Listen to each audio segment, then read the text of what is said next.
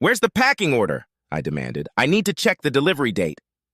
I gave it to Mandy, replied my right-hand assistant, Ted, not taking his eyes off the computer screen in front of him. Could you find it for me? I asked, looking at the adorable Mandy, 5'6" of beautifully packaged femininity, her long, dark hair falling over her face as she rummaged through her tray, looking for the right document. As always, she looked simply stunning in her tight-fitting navy blue miniskirt, a 1.5 miles of long, slender legs ending in blue, high-heeled shoes. Mandy was always on point, no matter what she wore. I knew that the satin bra sticking out seductively through too many undone buttons on her blouse would be matched by a tiny pair of equally satin panties. I knew, because just a few hours ago I'd helped her pull them on over her equally sexy long legs. Likewise, I had helped her put on that very same bra. I don't think my help sped up the process much, rather the opposite, but she didn't complain, and I had no reason to complain. I was still thanking God for the day Mandy had literally walked into my life. The smirk left my face when the phone rang. It could have been an order, but just as likely, it could have been a problem. Good morning, I answered the phone. Michael here. What can I do for you? Oh, Michael, yes? An excited voice on the other end of God knows how many miles of copper wire answered, much to my surprise. Don't be such a pompous bastard, Mike, and don't think I don't know what you've been up to. What have I been up to? Muttered I in response, completely stunned by this woman's anger. Yes, my dear, sweet husband, or perhaps ex-husband, she continued. I know you were with that slut last night. Don't think I was fooled by your story that you had to spend the night in Manchester. Now listen, I began in response. I don't.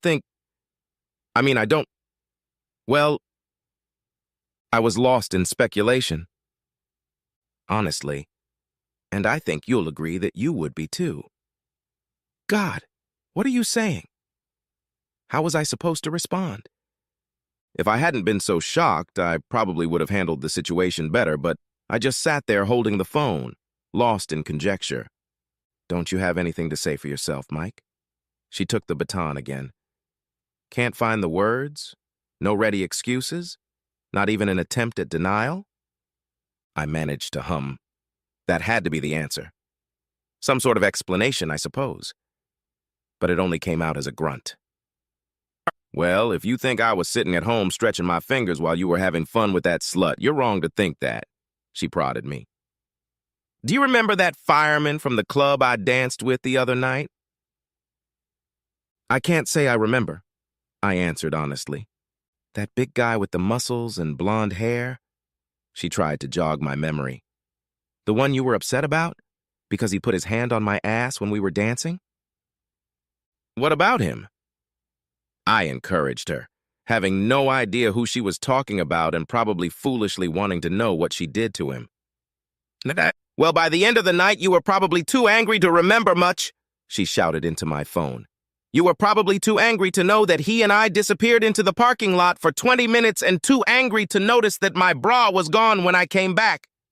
Now listen, I began, thinking that this had gone far enough and fully aware that the other two people in the office along with me were sitting there listening with a stunned expression on their faces. It was only then that I realized I had left the speakerphone on so they could hear every word that was being said. But by the time I reached to turn off the speakers, it was too late, and she was back at it again. Well, last night he only managed to touch my breasts, and that was only because you were all over that slut. Last night, when you were supposed to be in Manchester, I invited him over to my place for the night. Oh my God! I couldn't say anything more as I realized where this was going. He fucked me, Mike, she cried into the phone. He had me for 3 hours straight. Oh my God. Yeah, okay, I'm repeating myself. He was bigger than you, Mike, she startled me. He's not bigger than me. I automatically rose to my defense. In your dreams, my husband is, she laughed back. In your dreams. Look, I think you should find out. I tried to get a word in edgewise again, but the damn woman was on a roll and there was no stopping her. I should know, Mike, she shouted. I've been following you, you stupid idiot. I have pictures. Photos? Yes, pictures, she continued angrily. I have a transcript of what you said. I know you both agreed to end the relationship after last night, and I know you told her you loved me too much to continue the relationship. But it's too late, you idiot. I let another man fuck me in our marital bed. Oh my God. Okay, I'm starting to get bored. Why did you do it, Mike? She continued, her voice barely audible as she began to cry. Why, when we both love each other so much, did you do this? Why did you get back at me the way you did? I asked calmly, wanting her to think about what she herself had done. I don't know, honey, she cried pitifully into the receiver. I didn't know what I was doing. I love you, Mike, more than life, and I know you love me. Oh, God, how did we get into this situation? What do we do, Mike? What the hell do we do? That's a damn good question. It was at this point that I decided to throw caution to the wind and take a risk. A risk that I may not have had the right to take, but which, with the right circumstances, could work. Honey, I told her softly, though it seemed kind of odd under the circumstances. How about we try to forget about what we both know? How about we pretend none of this ever happened? Do you think we could? She wheezed back at me, snorting loudly as tears no doubt ran down her cheeks. Do you think we could survive this? We can only try, darling, I replied, feeling the emotions overwhelm me as well. If we both try and never remember each other, how we both stumbled. I'll try, Mike, she snorted back. I'll try really hard. Good, I said. And this conversation, it never happened, okay? It never happened, she repeated, and the tone of her voice became more chipper than before. I'll never bring it up. That's my girl, I congratulated her. What time will you be home, Mike? Oh, at the usual time, honey, I replied. Why don't you go and freshen up? I don't want you to look miserable afterward. I will, Mike, I will, she promised. Why don't you go out and get yourself something new to welcome home your hard-working husband? Maybe something sexy? How about a new bra and panties? She replied, suddenly sounding much happier. Just a bra and panties? I couldn't resist. And high-heeled shoes, she giggled playfully. You like me in high heels. High heels and just panties would be even better, I think, I suggested cheekily. High heels and panties, my dear. I feel so much better now. Don't forget, my dear, I began to end the conversation. This conversation never happened. So I'm meeting you at the door in just my high-heeled shoes and panties. And it would be a surprise to you if we never had this conversation. A complete surprise, honey, I confirmed. A wonderful, wonderful surprise. I love you, she whispered into my phone. You're the most wonderful person in the world.